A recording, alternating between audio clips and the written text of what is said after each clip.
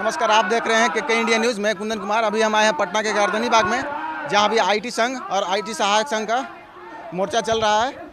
यहीं पे शिक्षा विभाग के लोग भी आए हुए हैं प्रदर्शन के लिए, जिन्हें हटाया जा रहा है। तो चलिए उनसे भी मिलते हैं हमारे सहयोगी के साथ। नमस्कार दोस्तों, अभी हम लोग बैठे हैं शिक्षा विभाग के। देखिए कई साथी आए हुए हैं, इनके क्या समस्या है इनके बारे में जानेंगे। जैसे कि आउटसोर्सिंग के बारे में इन्होंने बैनर लगा रखा है। भैया से पूछेंगे, अध्यक्षता करें। नमस्कार भैया, आपका नाम क्या हुआ? मेरा नाम अवधेश कुमार हुआ। सबसे पहले आपको धन्यवाद, आप हम लोगों का आँख और कान बन रहे हैं सरकार और हम लोग के बीच में।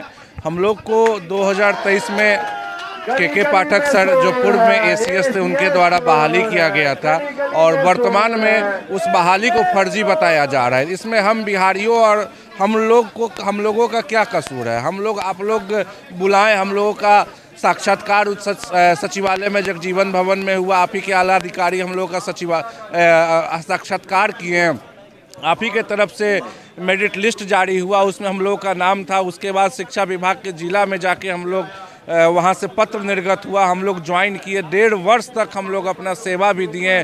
सेवा में हम लोग मजिस्ट्रेट पद जैसे पद पर हम लोग लॉ एंड ऑर्डर का संचालन किए हैं। चुनाव में हम लोग ड्यूटी किए हैं और विभिन्न तरह का जो भी हम लोग का दायित्व था, विद्यालय का निरीक्षण, अनुश्रवण, जो भी परियोजनाओं का सुलभ संचालन था, सब हम लोग बड़ी परिपक्वता से किए। क्योंकि हम लोग बीटेक और एमबीए वाले हैं और पूर्व में 5 साल और 10 साल कम से कम योग्यता अनुभव रखकर तब इस विभाग को ज्वाइन किए हैं। उसके बाद हम लोगों को विभाग के द्वारा बीपाट जैसी संस्थाओं से 6 दिवसीय आवासीय ट्रेनिंग दी गई।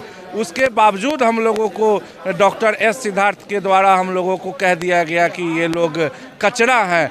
तो ये बताएं विभाग के द्वारा, क्या किसी कचरे को बीपाट जैसी संस्थाओं से 6 दिवसीय आवासीय ट्रेनिंग दी जा सकती है?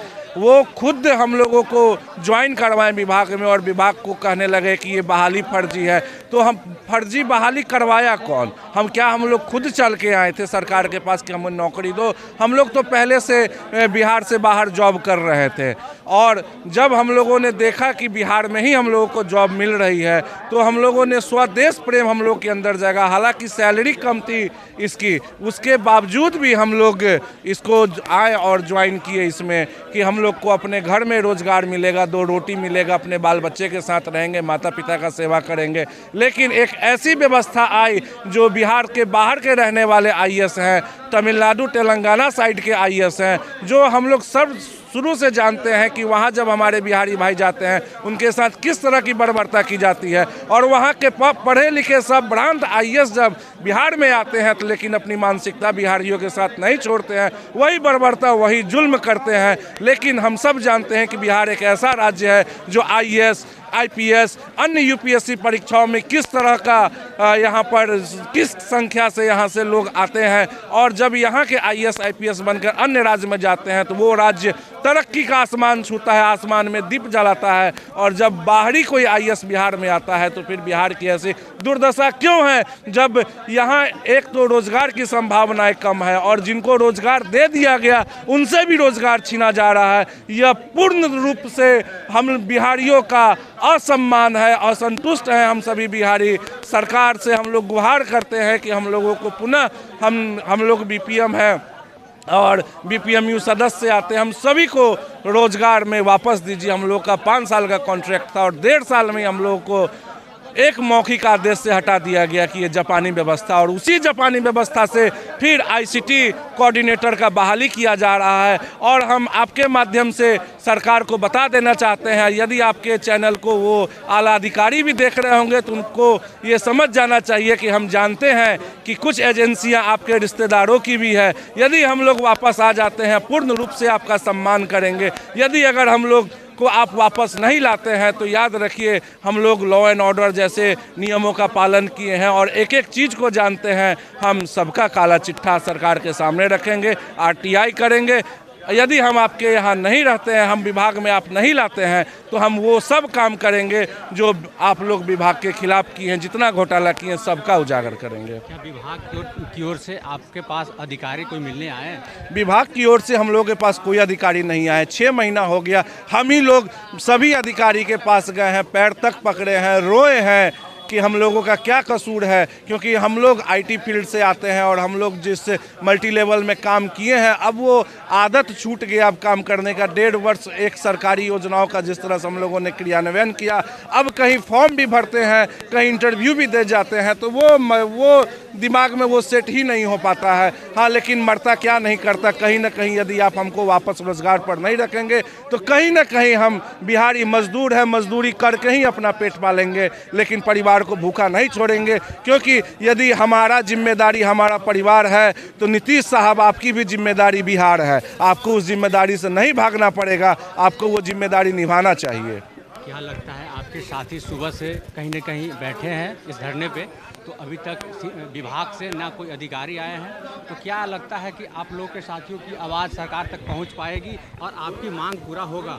देखिए, हम लोग सुबह से ही नहीं, हम लोग कल से धरना दे रहे हैं, कल सुबह से हैं, और सब लोग जानते हैं कि आज पटना शहर में कितना भीषण बारिश हुआ है। उस भीषण बारिश में भी हम लोगों ने अलग से कुर्सी मंगवाया, कल दरी की व्यवस्था थी, हम लोगों ने कुर्सी मंगवाया, और हम लोग शांतिपूर्ण तरीके से चाहते हैं कि सरकार के पास हम लोगों की आवाज़ पहुँचे, क्योंकि हम बिहार के नागरिक हैं, हम लोग किसी अन्य राज्य से नहीं आते हैं, और हम लोगों का हक बनता है कि यदि हमारे शहर में, हमारे बिहार में यदि रोजगार सृजन हो रहा है तो हम लोग को रोजगार से वंचित नहीं किया जाना चाहिए, हम लोगों को रोजगार में रखना चाहिए। हाँ, अभी तक हम लोगों के पास कोई अधिकारी नहीं आए हैं, और हम लोग चाहते भी हैं कि हम लोग के पास अधिकारी आए या ना आए, लेकिन हम लोगों को रोजगार में पुनः वापस ले लें।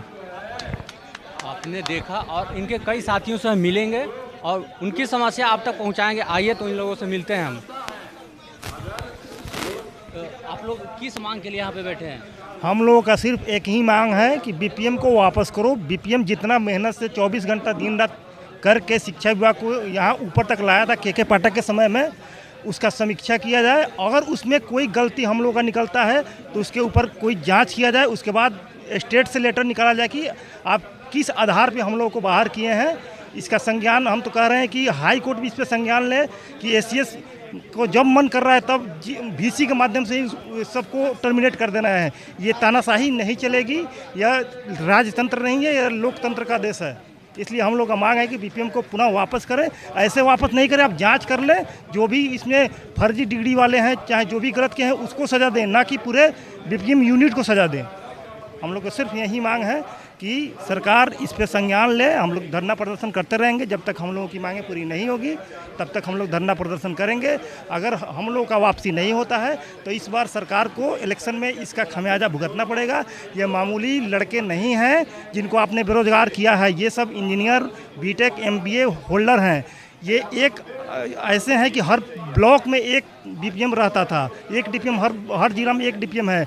हर ब्लॉक में जिस मेहनत से हम लोग विभाग के लिए कार्य किए हैं, शिक्षा विभाग को ऊपर करने के लिए, उतना ही कार्य करेंगे नीतीश सरकार को गिराने के लिए। अगर हम लोग की वापसी नहीं होती है तो यह सरकार सोच रही है कि सिंगल संख्या इन लोगों का कम है, इन लोग से कुछ फर्क पड़ेगा नहीं।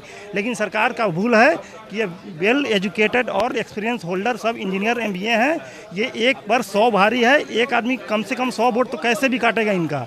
और हम लोग पूरे जोर शोर से प्रचार करेंगे इलेक्शन में कि इनका सरकार जो गुमराह करने का काम करते हैं रोजगार के नाम पे, लोग इसमें ना फंसें। ये सिर्फ युवाओं का भविष्य खराब करते हैं और ये अपने वोट बैंक का राजनीति करते हैं, गरीबों के बच्चों का भविष्य के साथ खिलवाड़ करते हैं। शिक्षा व्यवस्था में इन लोगों को सुधार करने का कोई मंशा है ही नहीं। सिर्फ चोरी और चोरी है शिक्षा विभाग में, इसके अलावा कुछ नहीं है। एजेंसी के नाम पे ये लोग चोरी करते हैं, एक आउटसोर्सिंग को हटाते हैं, दूसरे का बहाल करते हैं, पैसा लेकर फिर से बहाल करेंगे, फिर उसको हटाएंगे। बेरोजगारी इतना ज़्यादा है कि लड़का भी इसमें फंस जाता है। क्या करेगा, खाने के लिए उसके पास पैसा नहीं है, वो तो कहीं ना कहीं रोजगार ढूंढेगा ही ना।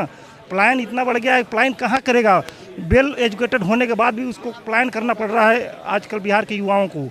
और बाहर के एशिया से आके यहाँ पे डायरेक्टली आदेश देते हैं कि हटाओ, लगता है कि यहाँ मतलब गाय भैंस है, इसको हटाओ, बिना कोई रीजन के हटाओ। ऐसा तानाशाही नहीं चलेगा।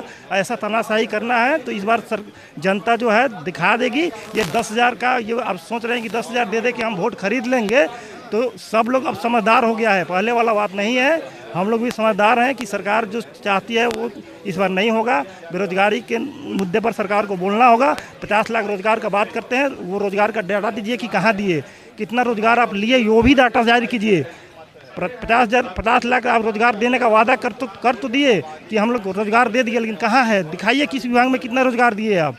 सिर्फ शिक्षकों का टीआरई 1 से टीआरई 2, टीआरई 2 से टीआरई 3, यानी वही शिक्षक टीआरई 1 में भी क्वालिफाई होते हैं, वही शिक्षक टीआरई 2 में भी क्वालिफाई होते हैं और कहते हैं कि हमने शिक्षा में इतना रोजगार दिया है। बीएड होल्डर कितने हैं? मैक्सिमम बिहार में बीएड होल्डर 10 लाख हैं। सिर्फ 10 लाख ही बेरोजगार है पूरे बिहार में।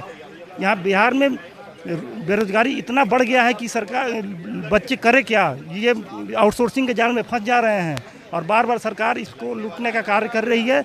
इसलिए सरकार से हम लोग का अनुरोध है कि आउटसोर्सिंग में जो भी एजेंसी के माध्यम से घोटाला चल रहा है उसको संज्ञान में ले और इस पर तुरंत कार्रवाई करे, जांच करे कि एजेंसी किस हद तक शोषण कर रही है एजुकेशन का। यहाँ बेरोजगारी का शोषण इतना बढ़ गया है कि कुछ कह नहीं सकते हैं। हमारी मांग यही है कि बीपीएमयू डीपीएमयू को वापस करे, बशर्ते जांच करे, अगर कोई गलती है तब उस पर कार्रवाई करे और सभी के सामने लेटर जारी करे कि किस वजह से इन लोगों को निकाला गया। ये जांच का विषय है, जांच करे, बस हम लोग यही मांग है। आपने देखा इन लोग कर्मी हैं और बाकी शिक्षा विभाग क्या सोचते हैं इसके बारे में, आप लोग क्या सोचते हैं कमेंट बॉक्स में ज़रूर बताइएगा। बाकी अगले वीडियो में हम मिलेंगे आपके साथ और कई साथी हैं उनसे हम मुलाकात आपको करवाते हैं। हमारे जो सहयोगी हैं वो कई लोगों से और मिलाएंगे और आपको इस समस्या और इस खबर के बारे में पूर्णतः जानकारी देंगे।